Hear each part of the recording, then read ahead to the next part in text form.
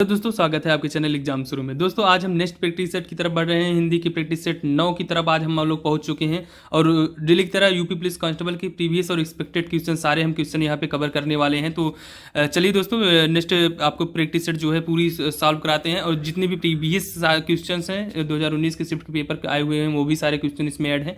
तो सारे क्वेश्चन को बहुत ही ध्यान से देखेंगे, बहुत ही ध्यान से जितने जो भी क्वेश्चन आपको नहीं आ रहे होंगे उसको आप जो है नोट डाउन करेंगे, बाकी जो आ रहा है आप उसको स्किप कर सकते हैं। तो चलिए दोस्तों क्वेश्चन की तरफ बढ़ते हैं। पहला क्वेश्चन की बात करते हैं। पहला क्वेश्चन में कहा क्या गया है, पहले दोस्तों कहा गया है कि पहले बहुत दिनों बाद दिखना, बहुत दिनों बाद दिखना अर्थ के लिए मुहावरा क्या होगा उसको आपको बताना है कि कोसों दूर होना, गुदड़ी का लाल होना, ईद का चांद होना या अब तक होना। क्या होगा इसका जो है बहुत दिनों बाद दिखने का दोस्तों? इसमें आंसर होगा ऑप्शन नंबर सी है, ईद का चांद होना आपका राइट आंसर होगा दोस्तों। नेक्स्ट क्वेश्चन की बात करते हैं। क्वेश्चन नंबर 2 में कहा गया है कि धोबी का कुत्ता न घर का न घाट का, लोकोक्ति का अर्थ क्या होगा? इसमें आपको पूछा गया है धोबी का कुत्ता न घर का न घाट का, लोकोक्ति का अर्थ क्या होगा? गधा बनना, हेरी फेरी करना, घर पर ना होना या कहीं ठौर ठिकाना ना होना। तो कौन इसका आंसर होगा दोस्तों? ऑप्शन नंबर डी आप देखेंगे दोस्तों, इसमें कहा गया है कहीं ठौर ठिकाना ना होना, तो ऑप्शन नंबर डी आपका राइट आंसर होगा यहाँ पे क्वेश्चन नंबर 2 का। नेक्स्ट क्वेश्चन की तरफ बढ़ते हैं दोस्तों। क्वेश्चन नंबर 3, क्वेश्चन नंबर 3 में कहा गया है निम्नलिखित में से अशुद्ध वाक्य को छांटना है। आपको ऑप्शन में दिया गया अशुद्ध वाक्य बताना है। कृष्णा जी के अनेकों नाम हैं, पुस्तक बहुत ही उपयोगी होता है, शोभना बहुत मीठा गाती है, या मैं अभ्यास कर रहा हूँ। तो मैं अभ्यास कर रहा हूँ, कौन से इसमें जो है अशुद्ध वाक्य है? तो दोस्तों पहले इसमें हम देखेंगे तो अशुद्ध वाक्य क्या है। तो दोस्तों इसमें कृष्णा जी के अनेकों नाम है, यहाँ पे बताया अनेकों। अनेकों दोस्तों, अनेकों जो है इसमें जो अनेक होता है, अनेक खुद ही एक बहुवचन होता है, अपने आप में बहुवचन होता है। अगर अनेकों यहाँ पर नहीं प्रयोग होगा, लेकिन यहाँ पर आप देखेंगे यहाँ पे है जो है आपको बहुवचन के रूप में यहाँ पे अनेक, अगर अनेकों नहीं होगा यहाँ पे अनेक होगा, और अनेक है इसीलिए यहाँ पे जो है पे चंद्रबिंदी लगा है। दोस्तों ये जो है होता है ना, है के ऊपर जो चंद्रबिंदी लगता है ये क्या बताता है? ये बहुवचन को बताता है। और जो है बिना बिंदी के आता है उसमें क्या लगता है? वो जो है एक वचन होता है। तो आपको इसको ध्यान रखना है। तो इसमें अनेकों नहीं दोस्तों, अनेक ही बहुवचन होते हैं, तो अनेक का प्रयोग होगा। तो पहला ही इसमें अशुद्ध है, कृष्णा जी के अनेक अनेक नाम है, यहाँ पे अनेकों नहीं होगा। दूसरा देखते हैं, पुस्तक बहुत ही उपयोगी होता है। तो पुस्तक यहाँ पर एक वचन होता है दोस्तों, एक वचन होता है, बहुत ही उपयोगी होता है। लेकिन यहाँ पर आप देखेंगे है में है कि आप बिंदी लगा हुआ है, जब बिंदी लगा है तो मतलब आपका क्या होता है? यहाँ पे बहुवचन को बता रहा है। तो यहाँ पे पुस्तक नहीं, यहाँ पे पुस्तकें होंगे दोस्तों। क्या होंगे? पुस्तकें बहुत ही उपयोगी होती हैं। तो पहला और दूसरा दोनों में गलत है। तीसरा देखते हैं कि शोभना बहुत मीठा गाती है। सो यहाँ पे दोस्तों यहाँ पर गाती है बना लीजिएगा, गति नहीं। तो शोभना बहुत मीठा गाती है अगर होगा सेंटेंस, तो क्या इसमें गलत होगा, क्या सही होगा, इस पर बताएंगे। तो शोभना बहुत मीठा गाती है, तो मीठा नहीं दोस्तों, पहली बात अगर गाने की बात हो रहा है तो यहाँ मीठा नहीं मधुर होगा। क्या होगा? मीठा उपयुक्त शब्द नहीं है, यहाँ पर मधुर शब्द होगा। क्या होगा यहाँ पर मधुर शब्द होगा। क्या होगा? मधुर। तो शोभना बहुत मधुर गाती है। और देखिए यहाँ पे है पे जो है आपका क्या लगा है पे यहाँ पे आपकी बिंदी लगा है, लेकिन यहाँ पे शोभना आपका एक वचन है, इसीलिए यहाँ पे है पे बिंदी भी नहीं होगा। तो तीसरा भी यहाँ पे गलत हो जाता है दोस्तों। क्या? तीसरा भी यहाँ पे गलत हो जाता है। और मैं अभ्यास कर रहा हूँ ये आपका सही है। तो कृष्णा जी के अनेकों नाम है, पुस्तक बहुत ही उपयोगी है, यहाँ पे जो तीनों ऑप्शन है, तीनों ऑप्शन आपके गलत अशुद्ध वाक्य हैं। तो दोस्तों यहाँ पे तीनों गलत हो जाएंगे, आप ध्यान रखना है इसमें। नेक्स्ट क्वेश्चन की तरफ बढ़ना है दोस्तों। क्वेश्चन नंबर 4 में कहा गया है कि सद्भावना शब्द में कौन सा समास है उसको बताना है। अव्ययी भाव है, तत्पुरुष है, कर्मधार है, द्विगु समास है, कौन सी इसमें समास है आपको आंसर बताना है दोस्तों। सद्भावना कौन सा समास है? तो दोस्तों हमने बात की थी सद्भावना मीन्स होता है सद और भावना। सत मीन्स जिसकी अच्छी भावना हो, तो भावना कैसी हो? सद हो, अच्छी हो। तो कर्मधारय है, पहले शब्द जो है विशेषण, दूसरा जब विशेष को बताया तो कर्मधारय होता है दोस्तों, आपको बताया गया था। नेक्स्ट क्वेश्चन की तरफ बढ़ते हैं दोस्तों। क्वेश्चन नंबर 5 में कहा गया है कि मुदित मनोहर मानस देखा पंक्ति में अलंकार है, कौन सा अलंकार होगा? मुदित मनोहर मानस देखा। तो आप इसमें वाक्य में देख रहे हैं दोस्तों, माँ का जो है तीनों में जो है मुदित मनोहर मानस में जो है माँ की आवृत्ति जो है बार बार हुई है, इसलिए इसमें कौन होगा? जब वर्णों की आवृत्ति बार बार हो तो उसे अनुप्रास अलंकार कहते हैं। ऑप्शन नंबर बी यहाँ पर राइट आंसर होगा, अनुप्रास। यमक क्या होता है दोस्तों? हमने बताया था यमक जिसमें 2 या 2 से अधिक शब्दों एक जैसे हो लेकिन सबके अलग अलग अर्थ हो। रूपक होता वही जो जिसमें उपमेय और उपमा में अभेद आरोपित हो जाए, और उपमा वही होता है जिसमें तुलना की जाए। तो ये आपके हो गए ऑप्शन क्वेश्चन नंबर 5 के। ऑप्शन नंबर बी आपका राइट आंसर होगा दोस्तों। नेक्स्ट क्वेश्चन तरफ बढ़ते हैं। क्वेश्चन नंबर 6 में कहा गया है कि वीर रस का स्थायी भाव होता है। आपको बताना है बी रस का इसमें स्थायी भाव क्या होगा, रति होगा, शोक होगा, क्रोध होगा या उत्साह। तो बी रस दोस्तों जहां उत्साह की बात हो, option number D right answer होगा। जहां पे उत्साह की बात हो वहां पर बी रस को बताता है, बी रस का स्थायी भाव होता है। रति जो है श्रृंगार रस का स्थायी भाव होता है, शोक आपका जो है करुण का होता है, क्रोध जो है रौद्र रस का होता है। तो आप इसको भी याद रखेंगे। नेक्स्ट क्वेश्चन तरफ बढ़ते हैं दोस्तों। नेक्स्ट क्वेश्चन में आपका कहा क्या गया, क्वेश्चन नंबर 7 में है कि दामिनी दमक रही घन माही, खल के प्रति जथा थिर नाही। तो आपको बताना है इसमें कौन सा छंद है, सवैया है, दोहा, चौपाई है, सोरठा है। आपको पहले इसमें गिनना पड़ेगा लघुबर गुरुबर कौन सा है इसमें। तो दामिनी में देखेंगे दोस्तों 2 1 1, इसमें क्या हो जाएगा 2 1 2 हो जाएगा। तो 2 1 3 2 5 1 1 1 5 3 8 1 6 6 1 7 1 8 1 9 10 11 12 13 है गलत, ऐसे नहीं हो दोस्तों, फिर से गिनिएगा, गिनने में थोड़ा प्रॉब्लम है। इससे दामिनी में आप आप इसमें मात्राओं को गिनी जो जिसमें बड़ा की मात्रा होगा उसमें जो है गुरु वर्ण होगा, और जो छोटी की मात्रा होगा वो आपके जो है आप क्या होगा, छोटी की मात्रा में लघु वर्ण होगा। तो आप इसमें गिनेंगे, पहले में क्या हो जाएगा 2 2 3 3 2 5 6 7 8 9 10 11 12 13 14 15 16 17, इसमें 17 आ रहा है। चलिए देखते हैं नेक्स्ट। खल में देखते हैं, खल के प्रति जथा थिर नाहि। तो खल में 1 2 3 4 5 6 6 6 6 7 8 9 10 11 12 13 14 15 और प्रा 1 16, यहाँ पे 2 होगा प्रा में। तो 16, इसमें 16 बन रहा है दोस्तों। तो 17 16 तो कोई ऐसा होता नहीं, तो इसमें कौन सा होगा, दामिनी दमक रही घन माही, खल के प्रति जथा थिर नाही में क्या हो गया, खल के प्रति, इसमें तो 16 हो रहा है दोस्तों। अगर 16 इसमें बन रहा है तो 16 इसमें भी बनना चाहिए, मतलब ये चौपाई को कहीं ना कहीं इंडिकेट करने की कोशिश कर रहा है। लेकिन यहाँ पर दामिनी दमक रही घनमाई, इसमें कुछ वाक्य में कोई ना कोई प्रॉब्लम है। या तो दमनी होगा, दमनी दमक रही रही, या तो रही में छोटी की मात्रा होगी, रही घन माही माही। तो यहाँ पर दोस्तों यहाँ पर 16 मात्रा होंगे, कुछ इसमें वाक्य में प्रॉब्लम है। तो दामिनी में हो सकता है दामिनी हो, तो ये मैं 16 मात्रा यहाँ पे चौपाई को इंडिकेट करेंगे, क्योंकि दूसरा पंक्ति आपका 16 है। तो ऑप्शन नंबर जी हो सी इसमें राइट आंसर होगा दोस्तों।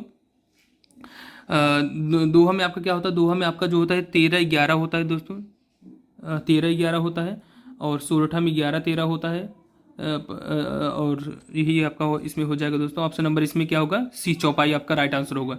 नेक्स्ट क्वेश्चन तरफ बढ़ते हैं दोस्तों। क्वेश्चन नंबर 8 में क्या गया है, क्वेश्चन नंबर 8 में कहा गया है कि निम्नलिखित में से भाववाचक का उदाहरण कौन सा है। भाववाचक जो होता है जिसमें असमर्थता का भी बोध हो, जैसे अब चला जाए, रवि आम चूसता है, मोहिनी पत्र लिखती है, या शीला से खाया नहीं जाता। तो दोस्तों जिस ऑप्शन नंबर डी में दिख रहा है कि इसमें असमर्थता का भाव बोधित हो रहा है, भाववाचक संज्ञा होगा जो भाव को प्रदर्शित करे। तो यहाँ पर शीला से खाया नहीं जा रहा है, तो ऑप्शन नंबर डी आपका राइट आंसर होगा क्वेश्चन नंबर 8 का। नेक्स्ट क्वेश्चन तरफ बढ़ते हैं दोस्तों। क्वेश्चन नंबर 9 में कहा गया है कि नेताजी ने कहा था कि तुम मुझे खून दो मैं तुम्हें आज़ादी दूंगा। इस वाक्य में कौन सा चिन्ह लगा हुआ है। तो देखेंगे यार, नेताजी ने कहा था तुम मुझे खून दो मैं तुम्हें आज़ादी दूंगा, कौन सा होगा दोस्तों। जैसे कि आप देखें इसमें पूछ रहा है कौन सा इसमें चिन्ह लगा हुआ है। इसमें बताना है कि पूर्ण विराम है, अल्प विराम है, और उद्धरण है, या प्रश्नवाचक है, आपको बताना है। तो इसमें दोस्तों आप देखेंगे जैसे कि इसमें थ में थ के बगल में कौन सा लगा है, ये अल्प विराम के चिन्ह लगा है। तो यहाँ पे अल्प विराम आपका राइट आंसर होगा, ऑप्शन नंबर बी आपका राइट आंसर। पूर्ण विराम होगा आपका ये हो जाएगा दोस्तों। और उद्धरण होता है, उद्धरण होता है जिसपे डबल मात्रा ऊपर होता है, उद्धरण होता है। प्रश्नवाचक आपको जानते हैं, ये वाला प्रश्नवाचक हो जाएगा। नेक्स्ट क्वेश्चन तरफ बढ़ते हैं दोस्तों। क्वेश्चन नंबर 10 में कहा गया वह काम नहीं करता, वाक्य में अव्यय कौन सा है, वह होगा, काम होगा, नहीं होगा, या करता होगा। दोस्तों अव्यय होता है जो लिंग वचन में परिवर्तन ना हो, जिसका कुछ भी क्षय ना हो, या कुछ भी व्यय ना हो, खर्च ना हो, या जो किसी चीज़ में परिवर्तन ना हो, वो अव्यय होता है। तो यहाँ पर देखेंगे ऑप्शन नंबर सी जो है नहीं आपका जो है किसी में परिवर्तन नहीं होगा, तो नहीं आपका यहाँ पे अव्यय हो जाता है। नेक्स्ट क्वेश्चन तरफ बढ़ते हैं दोस्तों। क्वेश्चन नंबर 11 में क्या कहा गया है, निम्नलिखित में से कौन सा शब्द में री की मात्रा का उपयोग हुआ है। तो री की मात्रा बताना है दोस्तों, क्रिया, वर्षा, रिपु या वृष्टि में किसमें जो है री की मात्रा का उपयोग। री मीन्स जो है यहाँ पे जो है स्वर की बात कर रही है, यहाँ पे स्वर की बात कर रहा है। जो ये री होता है ये स्वर को बता रहा है, तो इसमें कौन सा री है जो स्वर को बता रहा है, इसमें उपयोग किया गया है। तो क्रिया में, तो दोस्तों क्रिया में जो है का और रा के साथ मिल रहा है, तो रा यहाँ पे रा जो प्रयोग हुआ है, ये होता है शब्द, या ट्रक हो जाता है। इसमें सब में जो है रा जो है पूरा इसमें प्रयोग किया जाता है, तो इसमें रा व्यंजन के रूप में प्रयोग हुआ है। वर्षा में भी व्यंजन के रूप में, रिपु में रा पूरा हुआ ही है तो व्यंजन के रूप में। लेकिन जो नीचे आपका जिसे कृपा आपको दे दीजिए, कृपा कृपा दिए जाए, जो नीचे आपका री की मात्रा उपयोग है यह स्वर के रूप में प्रयोग हुआ है। तो ये री की मात्रा ही पूछा, ये हास्य स्वर होता है। री क्या होता है? हास्य स्वर होता है। तो री की आप यहाँ हास्य स्वर पूछा है, तो स्वर के रूप में जो है वृष्टि में, ऑप्शन नंबर डी में वृष्टि में जो है री की मात्रा का उपयोग हुआ है। तो ऑप्शन नंबर डी यहाँ पर राइट आंसर होगा। ये चीज़ आपको ध्यान रखना है, जो नीचे आपका री के रूप में प्रयोग किया जाता है, जो व्यंजन के साथ नीचे प्रयोग किया जाता है वह जो है री की मात्रा का उपयोग होता है उसमें, जो कि एक स्वर को बताता है। तो नेक्स्ट क्वेश्चन तरफ बढ़ते हैं दोस्तों। क्वेश्चन नंबर 12 में देखेंगे सा का उच्चारण स्थान कौन सा है, आपको बताएंगे। कंठ होगा, तालु होगा, दंत होगा, मूर्धा होगा। सारे ऑप्शन को अच्छे तरीके से डिटेलाइज समझेंगे और आपको पूरी ध्यान से सुनना है दोस्तों। वीडियो बहुत इंपॉर्टेंट है, क्वेश्चन भी सारे बहुत अच्छे अच्छे क्वेश्चन है इसमें, सारी चीज़ को अच्छे से आपको सुनना है। तो स आपका जो है प्रयोग होगा किसमें? तालु में होगा।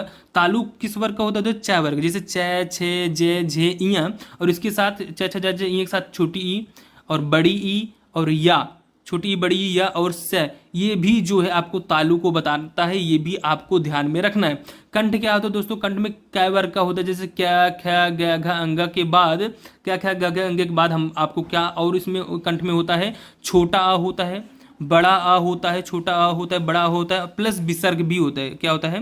विसर्ग भी इसमें होता है। तो ठीक है, तो ये कंठ में आ जाएगा। दंत में क्या होता है?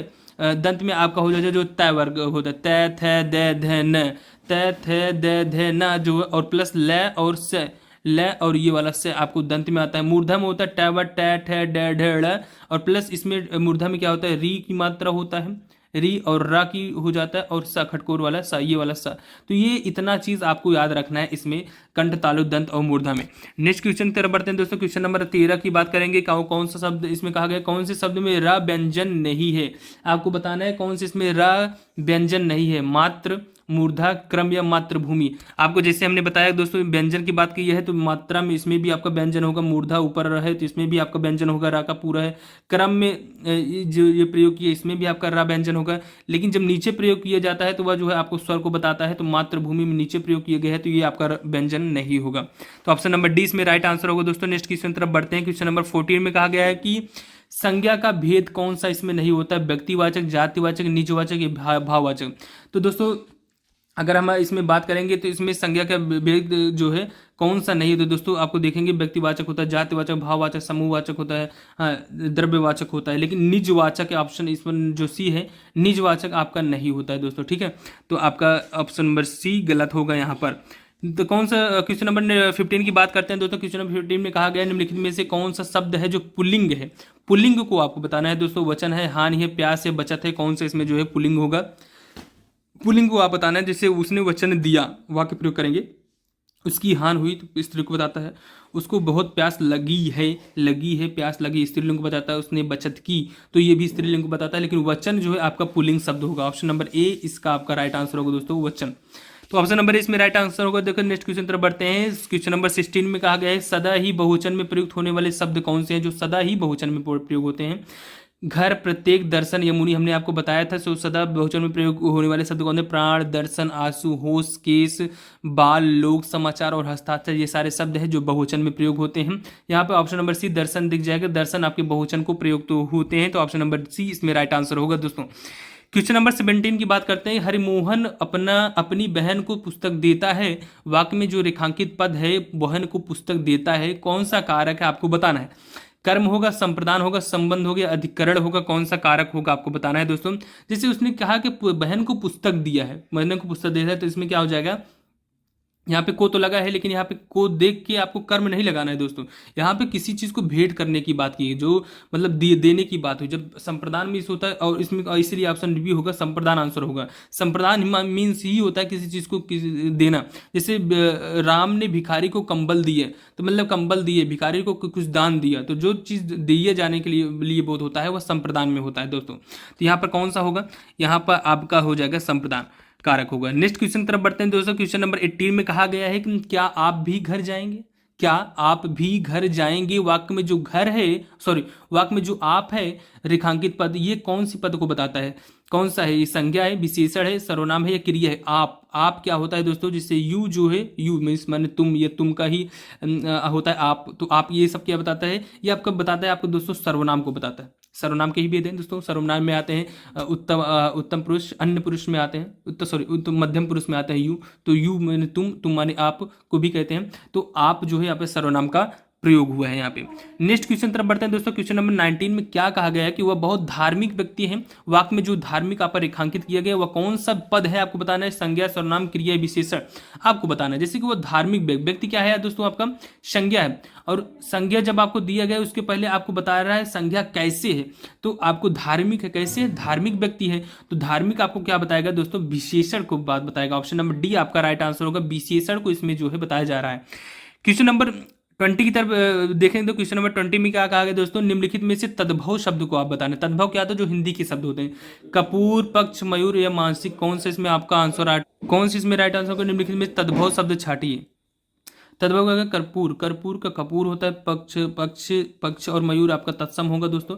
तो कर्पूर का जो है आपका कपूर आपका तद्भव होता है, और इसका जो तत्सम होता है वह कर्पूर को क्या होता है, कर्पूर, जो ऊपर रूप रेप लग रहा है, तो ये आपका तत्सम हो जाता है। तो यहाँ पे option number A right answer होगा, तो तद्भव शब्द होंगे कर्पूर का। नेक्स्ट क्वेश्चन की बात करते हैं। क्वेश्चन नंबर 21 की बात करेंगे। सब कुछ जानने वाला वाक्यांश के लिए एक शब्द आपको बताना, जो सब कुछ जानने वाला, उसको क्या कहते हैं, सब कुछ माने जब सब कुछ जानने वाला तो ऑप्शन नंबर बी सर्वज्ञ होगा। बहुत कुछ जानने वाला भवज्ञ कहते हैं।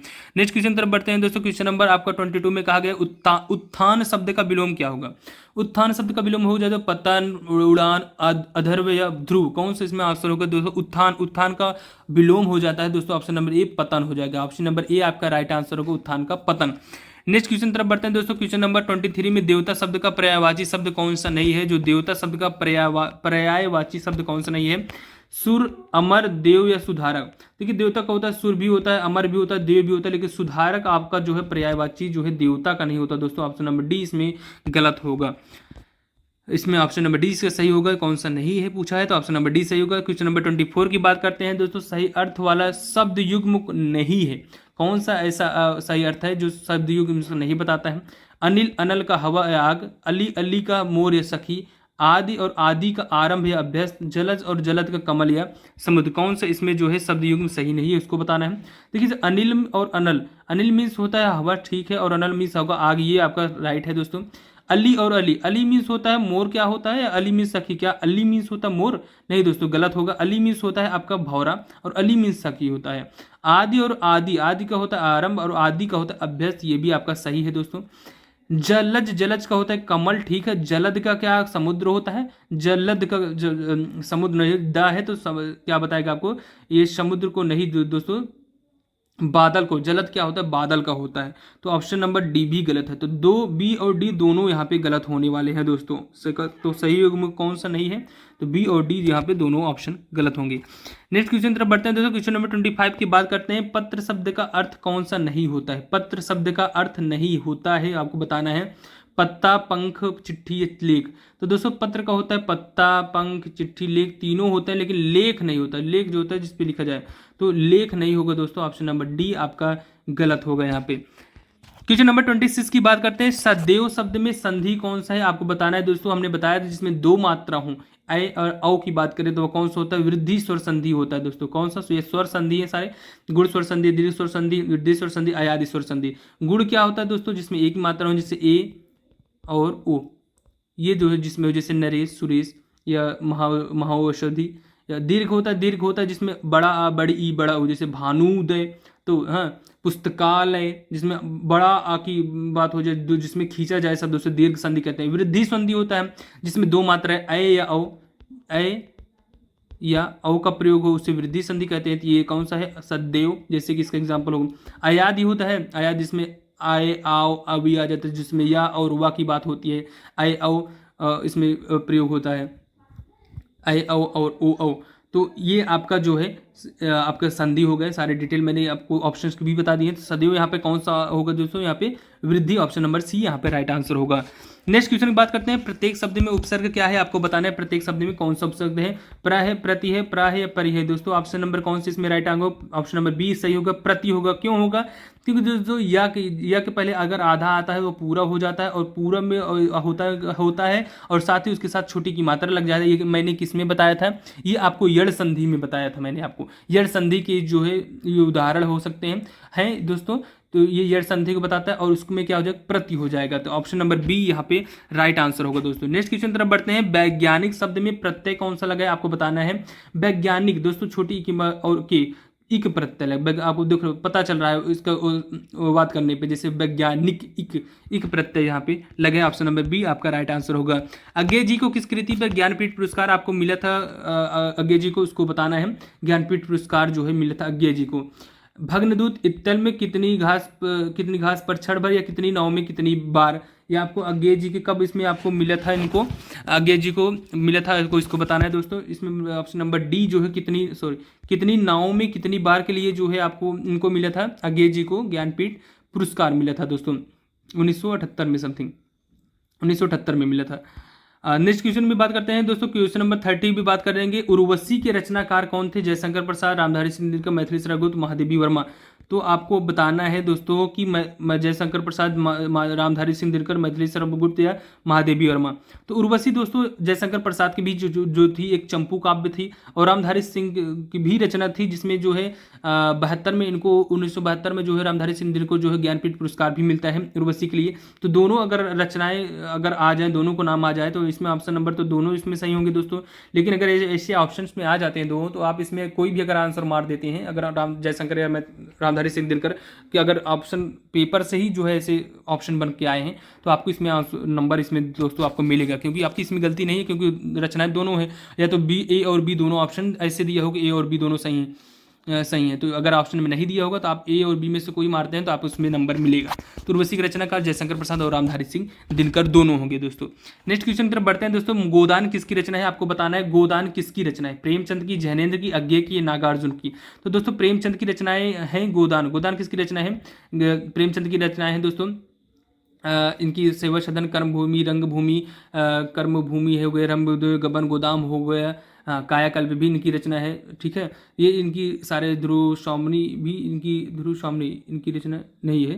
प्रेमचंद की रचना गबन, गोदाम, प्रेमाश्रय हो जाता है। इनकी सारे जो है इनकी प्रेमचंद की रचनाएं हैं। तो नेक्स्ट क्वेश्चन की बात करते हैं दोस्तों। और जैनेन्द्र की भी रचना याद कर लीजिए।